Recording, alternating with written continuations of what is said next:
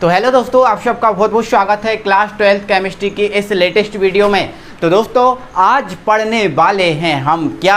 आज हम पढ़ने वाले हैं सेल स्थिरांक, और सेल स्थिरांक के बाद सेल स्थिरांक और विशिष्ट चालकता जो होती है उसमें संबंध स्थापित करने वाले हैं। क्या सर? संबंध स्थापित करने वाला है। तो दो टॉपिक जो है ना हमारे कंप्लीट। तो ये आपको बता दें कि पहले तो ये इम्पोर्टेंट टॉपिक है। क्या है सर?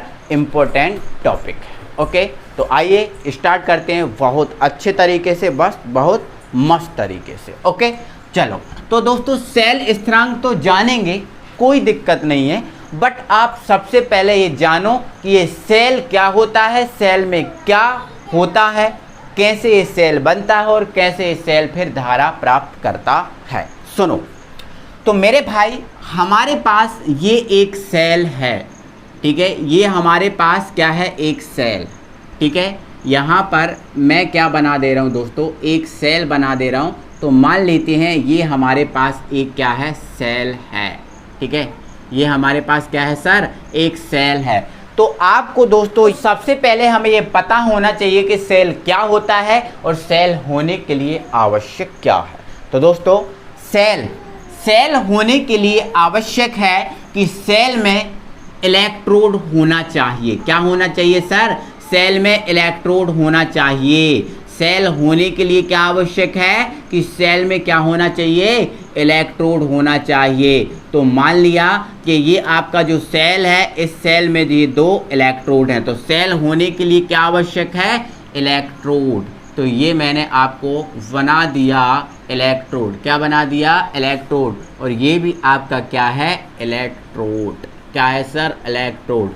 तो सेल होने के लिए क्या आवश्यक है कि सेल में इलेक्ट्रोड होना चाहिए। बिना इलेक्ट्रोड का कोई सेल नहीं होता, बिना इलेक्ट्रोड का कोई बैटरी नहीं होता। हमारे घर में भी आपका सेल होता है, तो दोस्तों उस सेल में भी इलेक्ट्रोड होते हैं, उस सेल में भी इलेक्ट्रोड होते हैं। हमारे घर में जो सेल होता है उसमें भी क्या होते हैं सर? इलेक्ट्रोड होते हैं। ओके चलो, कैसे इलेक्ट्रोड होते हैं वो मैं आपको बताऊंगा, ठीक है। तो सेल होने के लिए क्या आवश्यक है? इलेक्ट्रोड। और दूसरा, सेल होने के लिए आवश्यक है कि उसमें होना चाहिए विद्युत अपघट। क्या? विद्युत अपघट। क्लियर? तो सेल होने के लिए आवश्यक है इलेक्ट्रोड होना चाहिए, सेल होने के लिए आवश्यक है कि विद्युत अपघट होना चाहिए। अब ये तो आवश्यक हो गया। अब सेल धारा कैसे प्रवाहित करता है, सेल में धारा कैसे आती है, तो वो बताता हूँ। सबसे पहले दोस्तों सेल धारा उत्पन्न करता है तो जो विद्युत अपघट्ट डला होता है वो विद्युत अपघट्ट अपने आयनों में टूट जाता है। जैसे इसमें ZnCl2 डला है, तो ये ZnCl2 क्या करेगा? सबसे पहले अपने आयनों में, मतलब Zn प्लस और Zn2 प्लस और Cl1 में टूट जाएगा। आगे क्या होगा भाई? ये जो आपके आयन है, ये धनायन है और ये आपका ऋणायन है। ये धनायन और ऋणायन इलेक्ट्रोड की ओर गति करते हैं, ठीक है। मान लेते हैं, देखो जो इलेक्ट्रोड होते हैं, इन दो इलेक्ट्रोडों में एक होता है आपका एनोड का और एक होता है आपका कैथोड का। किसका सर? कैथोड का। तो आपका जो ऋणायन होता है मेरे भाई, वो ऋणायन एनोड की ओर गति करता है और कैथोड की ओर गति कौन करता है? धनायन।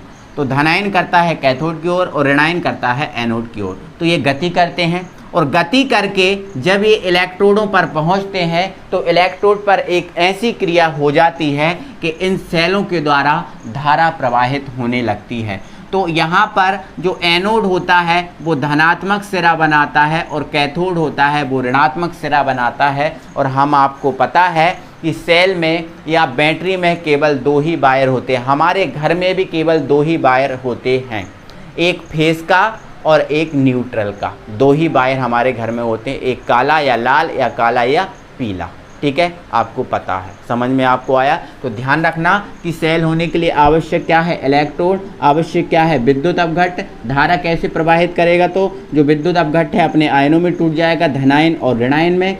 फिर क्या होगा? जो धनायन और ऋणायन है वो इलेक्ट्रोड की ओर जाएंगे, ठीक है। जब जैसे ही इलेक्ट्रोड की ओर जाएंगे तो धारा प्रवाहित होगी, और जब तक ये इलेक्ट्रोड की ओर जाते रहेंगे तब तक इनमें धारा का प्रवाह होता रहेगा। जैसे ही इलेक्ट्रोड की ओर जाना आना बंद कर देंगे तो सेल जो धारा प्रवाहित करना बंद कर देगा, सेल जो धारा प्रवाहित करना बंद कर देगा। ठीक है, हम बोलते हैं ना सेल खराब हो गया, क्यों हो जाता है सेल खराब? क्योंकि आयन जो है ना वो गति करना बंद कर देते हैं। ठीक है, तो ये हमने क्या समझा भाई? सेल समझा। क्या समझा?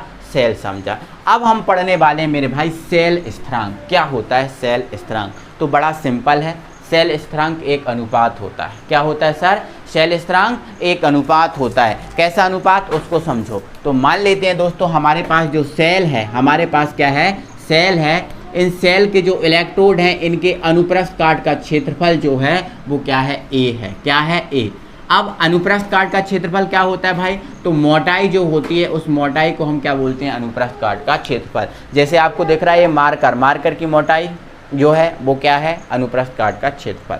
तो मान लेते हैं जो आपका अनुप्रस्थ काट का क्षेत्रफल है वो इलेक्ट्रोड का क्या है? ए है। दोनों का ए होगा, समान होगा।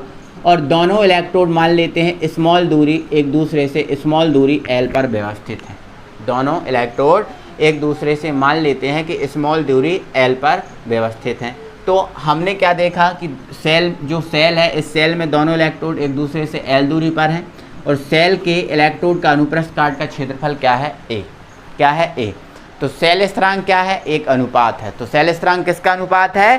तो सेल स्थिरांक अनुपात है दोनों इलेक्ट्रोडों के बीच की दूरी। ये दोनों इलेक्ट्रोड हैं, इनके बीच की दूरी क्या है? एल। तो दोनों इलेक्ट्रोडों के बीच की दूरी एवं एक इलेक्ट्रोड के अनुप्रस्थ काट के क्षेत्रफल। क्या बोला? एल क्या है? दोनों इलेक्ट्रोडों के बीच की दूरी एवं एक इलेक्ट्रोड के अनुप्रस्थ काट के क्षेत्रफल के अनुपात को क्या कहते हैं? सेल स्थिरांक कहते हैं। और भाई साहब जो सेल स्थिरांक है इसको जी से व्यक्त करते हैं। किससे व्यक्त करते हैं? कैपिटल जी से। तो ध्यान रखना आपको, सेल स्थिरांक अनुपात है किसका? दोनों इलेक्ट्रॉन के बीच की दूरी एवं एक इलेक्ट्रोड के अनुप्रस्थ काट के क्षेत्रफल का अनुपात। क्लियर हो गया? कोई दिक्कत है? चलो अब हम इसका मात्रक निकालते हैं। इसका मात्रक निकाल लेते हैं कि सेल स्थिरांक का मात्रक क्या है। तो हमें पता है G इज इक्वल टू क्या होता है? L/A।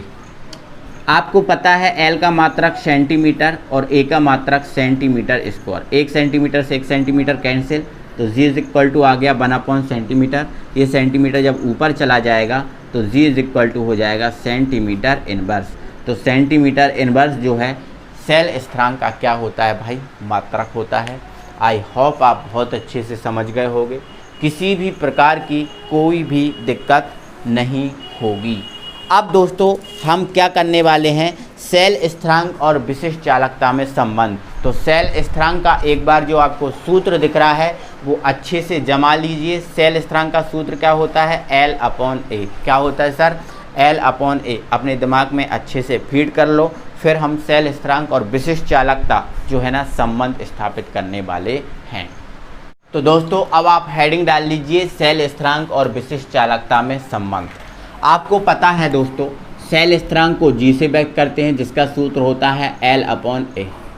और विशिष्ट चालकता को हम पता है किससे व्यक्त करते हैं? कैसे? क्योंकि पिछली वीडियो में मैंने सभी छोटे छोटे जो टॉपिक हैं उनको कंप्लीट कराया था, इसलिए।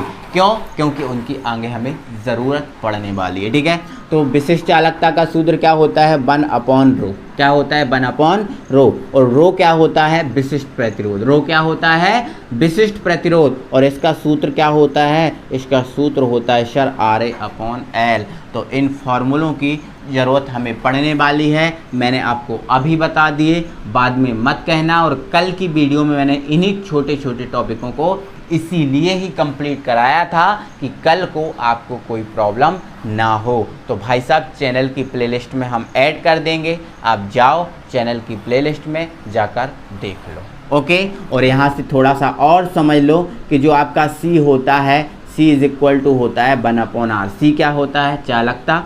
R क्या होता है? प्रतिरोध। देखो ये है विशिष्ट चालकता और ये केवल चालकता है। ये है विशिष्ट प्रतिरोध, ये केवल क्या है? प्रतिरोध। तो ये सब चीज़ें हमने आपको पिछले वीडियो में समझा दी। ओके, आइए तो हम समझ लेते हैं। हमें विशिष्ट चालकता के और सेल स्थिरांक G में संबंध स्थापित करना। तो आइए देख लेते हैं। ठीक है, चलो लिख दो। हम जानते हैं क्या जानते हैं भाई? हम जानते हैं कि जो K होता है K इज इक्वल टू होता है 1/ρ। K इज इक्वल टू क्या होता है 1/ρ होता है, कोई दिक्कत नहीं है, ठीक है। यहाँ पर आप लिख दोगे, किंतु रो इज इक्वल टू क्या होता है RA/L। रो का मान रख दो तो लिख दोगे रो का मान रखने पर, रो का मान रख देंगे तो ये K ये आपका 1, रो का मान क्या है RA/L। RA/L आपको ये भी पता है फर्स्ट सेकंड थर्ड वाला कहाँ जाता है, हमेशा ऊपर जाता है, तो ये वाला ऊपर चला जाएगा, तो K इज इक्वल टू हो जाएगा ये ऊपर चला जाएगा तो L/ क्या हो जाएगा RA। L/ क्या हो जाएगा RA, क्या हो जाएगा RA। अब आप ये लिख सकते हो, देखो L/RA हो गया। क्या इसको हम ऐसा नहीं लिख सकते 1/R डॉट L/A, L/A नहीं लिख सकते, बोलो लिख सकते हैं ना। अब आपको पता है भाई G इज इक्वल टू क्या होता है L/A। L/A बराबर क्या होता है G होता है। अब भी हमने ये बताया फॉर्मूला, अभी सेल स्थिरांक बताया, तो इसकी जगह पे आप क्या रख दोगे G, तो K बराबर आपका हो जाएगा 1/R dot G, 1/R dot G, या फिर R को आप इस तरफ ले जाओ, R को आप इस तरफ, या फिर कुछ मत करो 1/R डॉट G। तो ये जो आपका संबंध आ गया सेल, ये देखो ये सेल स्थिरांक है और ये विशिष्ट चालकता, तो ये सेल स्थिरांक और विशिष्ट चालकता में संबंध आ गया है। बोलो हमने क्या किया, केवल K इज इक्वल टू 1/ρ लगाया सूत्र, रो का हमने मान रख दिया, थर्ड वाला ऊपर चला गया, L/A इनको अलग अलग कर लिया तो L/A G होता है, तो ये रख दिया, तो ये विशिष्ट चालकता और ये सेल स्थिरांक, तो ये विशिष्ट चालकता और सेल स्थिरांक में क्या है संबंध है। बट ये जो संबंध है किसके रूप में है R के रूप में, तो जब R के रूप में संबंध की आवश्यकता पड़ेगी तो आप ये चीज़ प्रयोग करोगे, ये चीज़ प्रयोग करोगे। अब हम आगे बढ़ाते हैं और एक संबंध आपको और स्थापित करके दिखाते हैं। आगे मैं दोस्तों आपको एक चीज़ और बता देता हूँ। देखो हमें पता है C बराबर क्या होता है 1/R, या फिर हम ऐसा कहें कि 1/R इज इक्वल टू क्या होता है C होता है, तो 1/R की जगह हम क्या रख सकते हैं C। जब 1/R की जगह हम C लिख देंगे तो इस यहाँ बता दे रहा हूँ, तो ये हमारा क्या बनेगा K ही रहेगा, इसकी जगह आ गया C और ये हमारा क्या है G।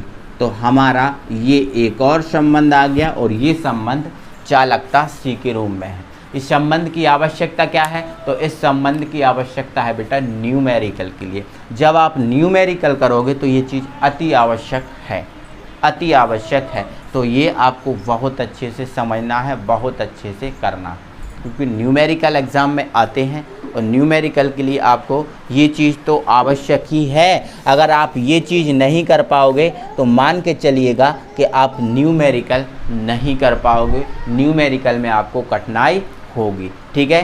तो ये R के रूप में संबंध क्या है K बराबर 1/R डॉट G, और C के रूप में संबंध क्या है K बराबर C डॉट G। ओके, अब मैं आपको एक आध न्यूमेरिकल भी करा देता हूँ ताकि आपको दिक्कत ना हो। दोस्तों मैं क्या कर रहा हूँ, इससे संबंधित आपको एक न्यूमेरिकल करा दे रहा हूँ ताकि आपको आइडिया हो जाए कि किस टाइप के न्यूमेरिकल आते हैं, ठीक है। तो क्वेश्चन हमारा है किसी विद्युत अपघट्य विलयन को, एक विद्युत अपघट्य है हमारे पास, उस विद्युत अपघट्य को हमने किसी सेल में रखा है। किस में रखा है, एक सेल में रखा है। जब सेल में रखा तो हमें प्रतिरोध मिला 100 ओम का। प्रतिरोध कितने ओम का मिला, 100 ओम का। प्रतिरोध मतलब R, प्रतिरोध मतलब क्या है R, और जिसका मान हमें कितना दिया है 100 ओम दिया। आगे बोला है विलयन की जो विशिष्ट चालकता है वो आपको ज्ञात करना है, और विशिष्ट चालकता मतलब क्या होता है K इज इक्वल टू आपको क्वेश्चन मार्क ज्ञात करना है, कोई दिक्कत नहीं है। और सेल स्थिरांक जो आपको दिया है वो आपको दिया है 2.06 सेंटीमीटर इनवर्स, बहुत सिंपल है। R दिया है, K ज्ञात करना है, G दिया है, मतलब R और G आपको दिया है, K ज्ञात करना है। तो संबंध हमारा वही लगेगा विशिष्ट चालकता और सेल स्थिरांक वाला। तो हमें अभी संबंध हमने आपको दो स्थापित कराए हैं। एक हमारा था संबंध R के रूप में, मतलब K is equal to 1/R dot G वाला, और दूसरा संबंध था K is equal to C dot G।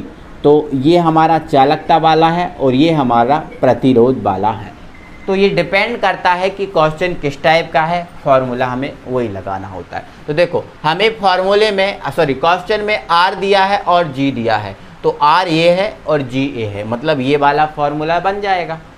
अगर हम ये वाला फॉर्मूला लगाएंगे तो G तो दिया है बट C नहीं दिया ना, तो इस वाले फॉर्मूले का हम यूज़ नहीं करेंगे। हम किसका यूज़ करेंगे, केवल इसका। आइए तो समझ लेते हैं, देख लेते हैं।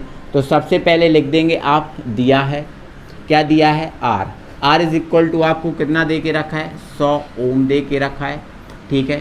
G इज इक्वल टू आपको दिया है 2.06 सेंटीमीटर इनवर्स, कोई दिक्कत नहीं है, ये है। चलो ओम आपको इस टाइप से नहीं लिखना तो OHM लिख सकते हो।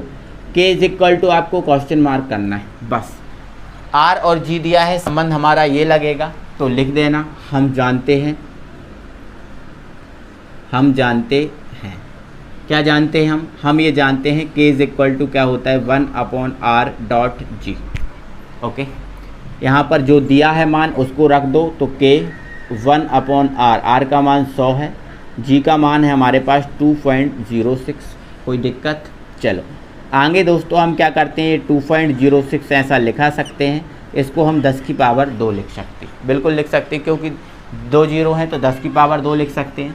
आगे हम क्या करेंगे, इसको हम ऊपर ले जाएंगे, तो अभी घात आपकी प्लस में है, ऊपर जाएगी तो माइनस में आ जाएगी, मतलब यहाँ से आपका क्या जाएगा 2.06 और ये ऊपर जाएगा तो 10 की पावर क्या हो जाएगा, 10 की पावर हो जाएगा -2। यही हमारा आंसर होगा। बस हमें विशिष्ट चालकता का मात्रक लिखना है, तो क्या निकाला था, ohm inverse dot centimetre inverse, ये विशिष्ट चालकता का मात्रक है और यही हमारा आंसर है। तो मतलब इस क्वेश्चन से आप ये समझ गए होंगे कि अगर हमें न्यूमेरिकल मिला तो इन फॉर्मूलों का, इन संबंध को कैसे स्थापित करना है, किसको कब स्थापित या कब लगाना है। R दिया हो तो R वाला लगाना, जब C दिया हो तो C वाला लगा सकते हो। इस टाइप से हम कंप्लीट कर सकते हैं, ठीक है। आई होप आप सब कुछ समझ गए होंगे। तो हमने सेल स्थिरांक और विशिष्ट चालकता में संबंध ये कर लिया है, समझ गए होंगे, कोई दिक्कत नहीं होगी। तो एक बार वीडियो को दिल से लाइक कर दो, हम संतुष्ट हो जाएंगे। सब में वीडियो शेयर कर दो, चैनल पे नए हो तो चैनल को सब्सक्राइब कर लो। मिलते हैं अगली वीडियो में।